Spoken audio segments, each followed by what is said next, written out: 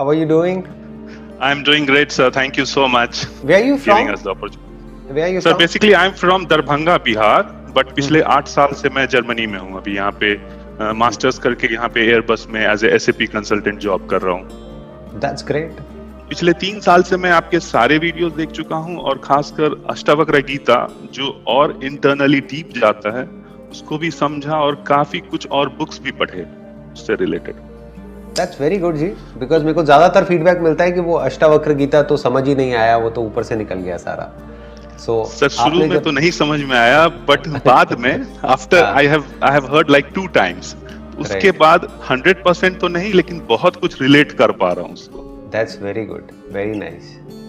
Sir जब मैं meditation करता हूँ स्पिरिचुअलिटी में, ये तो क्लियर हो चुका है या अपने एक्सपीरियंस लेवल पे कि I am not the body.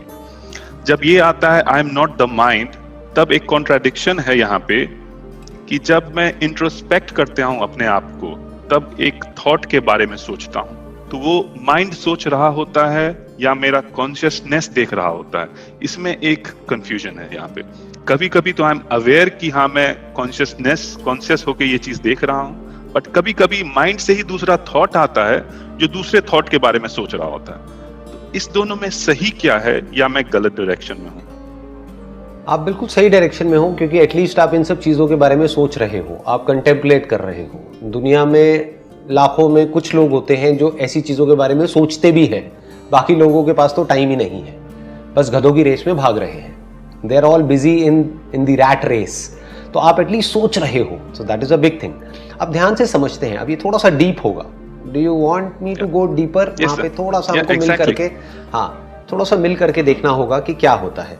देखो, एक है कॉन्शियसनेस ऑफ समथिंग, वो एक बच्चे को भी होती है। एक बच्चा पैदा हुआ है, उसके आप स्किन पे टच करोगे तो वो अगर सो रहा होगा तो एकदम से जग जाएगा, राइट?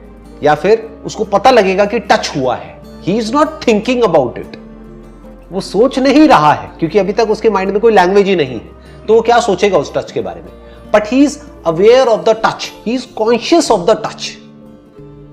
ये जो कॉन्शियसनेस वर्ड है ना, इसको जो भी फिलोसोफर्स हुए हैं पास्ट में, या जो भी लोग बात करते हैं कॉन्शियसनेस की, वो 2 कॉन्टेक्स्ट में करते हैं। एक, जो वेदों में जिस तरीके से कॉन्शियसनेस को एक्सप्लेन किया गया है उस थॉट प्रोसेस से, बट उसमें से भी बहुत कम लोग समझते हैं। ज्यादातर लोग जो कॉन्शियसनेस वर्ड का यूज करते हैं, they talk about the content of the consciousness, that is the mind. यानी जो भी कुछ कॉन्शियसनेस में है वो उसी को कॉन्शियसनेस समझते हैं।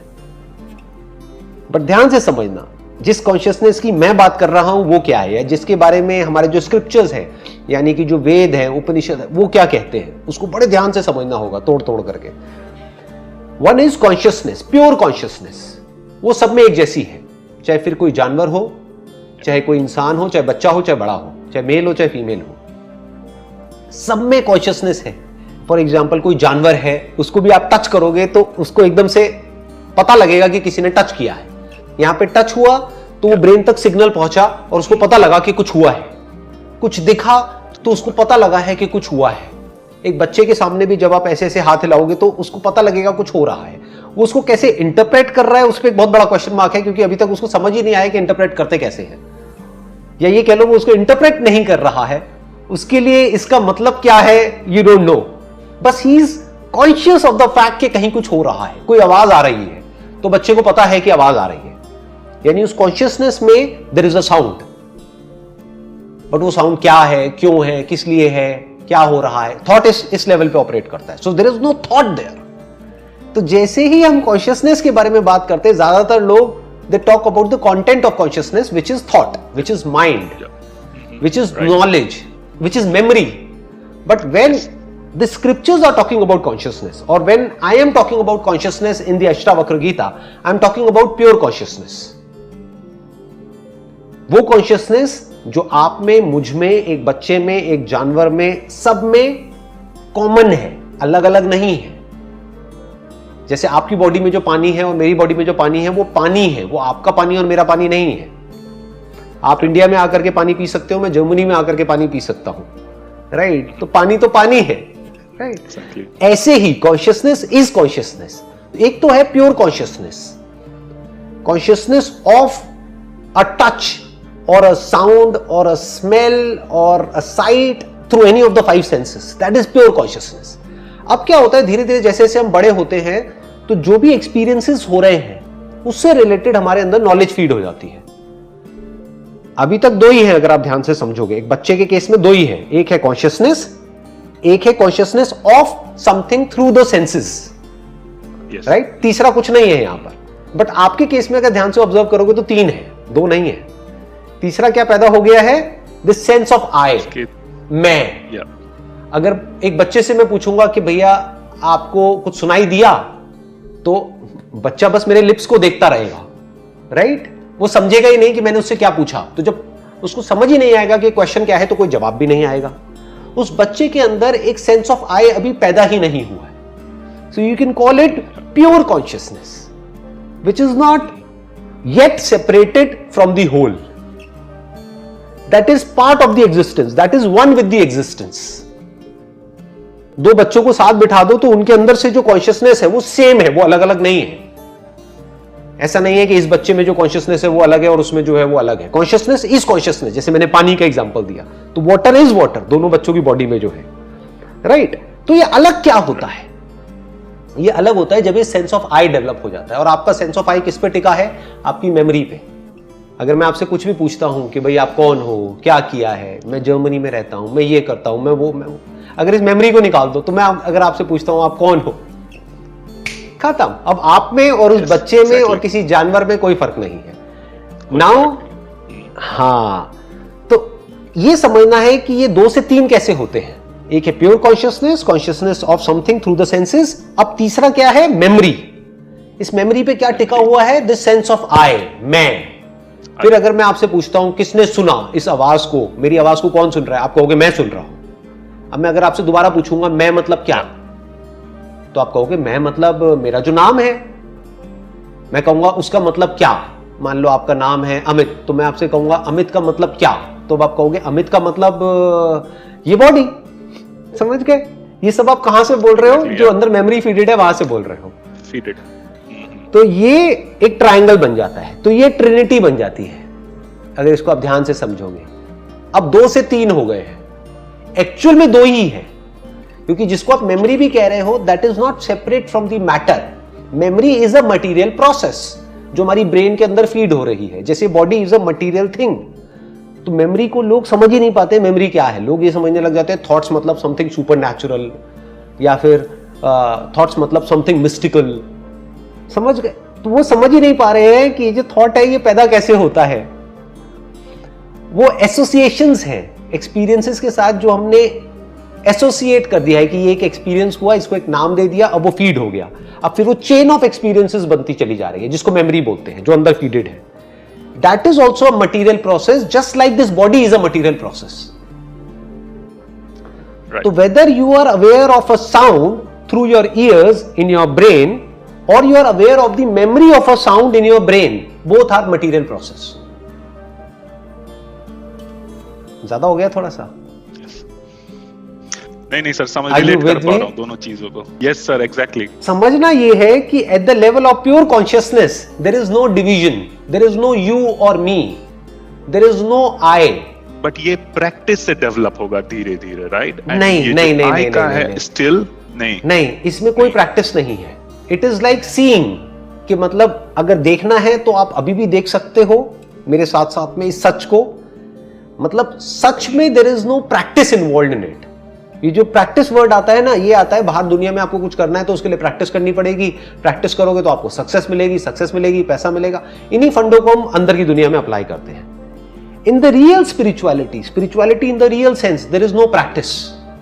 It is like seeing things as it is. इसमें प्रैक्टिस क्या है, राइट? आपको ये देखना है कि जो बात मैं कह रहा हूं, if you are that consciousness, अगर आपका जो मैं है वो इस मेमोरी से हट करके, जो कि आपकी बॉडी के अंदर पड़ी हुई है बचपन से आज तक, जो मेमोरी फीडेड है, वहां से आपका ये मैं हट करके अगर आ जाता है कॉन्शियसनेस पे, तो अब आप सिर्फ यहां तक नहीं रहे, अब आप वो सब बन गए जहां पर भी कॉन्शियसनेस है. चाहे वो इस प्लैनेट पे है, चाहे कहीं पर भी है, चाहे वो किसी जानवर में है, चाहे किसी इंसान में है, चाहे बड़े में है, चाहे छोटे में है, चाहे बच्चे में है. अब आप सब कुछ हो गए. आप एक्चुअल में वो ही हो, बस खुद को समझते कुछ और हो। तो ये समझ गलत है। The problem is eight the level of understanding. So real spirituality is all about correcting your notions about yourself.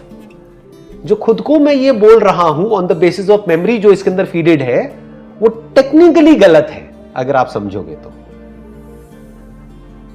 बिल्कुल ऐसा है जो एक इलेक्ट्रिसिटी मैनिफेस्ट हो रही है किसी बल्ब के थ्रू और वहां से लाइट निकल रही है, तो वो इलेक्ट्रिसिटी खुद को ये समझ रही है कि मैं सिर्फ इस बल्ब में ही हूं और मैं ये बल्ब हूं।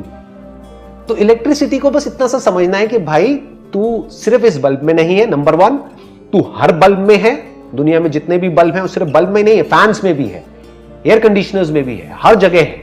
तो electricity is everywhere and I am that electricity. बस इतना सा समझना है उसको, तो फ्री हो गई। अब वो ये concept of life and death यहां से फ्री हो गई। अब वो टाइम से फ्री हो गई, स्पेस से फ्री हो गई। This is called self realisation, this is called self discovery, this is called understanding yourself at the deepest possible level, at the level where there is no separation, there is only unity, and this unity is called love. फिर अगर इस नजर से आप अपनी wife को देखोगे तो वहां पर जो होगा, जो रिलेशनशिप होगा, that is, you can call it a cosmic relationship, you can call it something which is beyond। मतलब कि जब आप उसको इस नजर से देखोगे तो अब आप उसको ऐसे नहीं देख रहे कि मैं ये हूं, वो है। अब आप उसको ऐसे देखोगे ये मेरा ही एक्सटेंशन है, कि उधर से भी मैं ही देख रहा हूं और यहां से भी मैं ही देख रहा हूं, तो मैं खुद से ही मिल रहा हूं। इस मिलने को प्यार कहते हैं, अगर इस तरीके से हम मिल सके तो। राइट सर, समझ ज्यादा हो गया थोड़ा सा? Thank you so much. नहीं सर, बहुत सही है, यही क्लैरिफिकेशन चाहिए था। एग्जैक्टली इतना डीप। अरे ग्रेट। मैं यूजुअली इतने डीप में जाता नहीं हूं, मैं ऊपर सरफेस लेवल पे ही रहता हूं, क्योंकि ज्यादातर जो क्वेश्चंस होते हैं वो सरफेस लेवल के होते हैं, वो बहुत ही बेसिक लेवल के होते हैं। मैं देखा हूं वीडियोस। राइट, तो मैं इतना डीप में जाता नहीं हूं। अब आपने ऐसे क्वेश्चंस पूछे तो मैं आपके साथ में गया इतना डीप में, और डीप में चल करके हमने एक चीज को देखा, है ना। तो अगर ये हम देख लेते हैं, द जॉब इज डन। आप 1 सेकंड में फ्री हो गए, इसी को मोक्ष कहते हैं। मतलब आपको फ्री होना नहीं है, आप फ्री ही हो। आपको कॉन्शियसनेस होना नहीं है, आप कॉन्शियसनेस ही हो। You are that, you are infinite. बस इस चीज को देख लेना इज लिबरेशन। अब आप फ्री हो गए। कहां फ्री हो गए? अपनी इस लिमिटेड सेंस ऑफ सेल्फ से, यानी कि अपनी ही इस लिमिटेड आइडेंटिफिकेशन से फ्री हो गए कि आई एम दिस। अब आप सब में खुद को देख सकते हो और खुद में सबको देख सकते हो इन the real sense, not just theoretically but actually.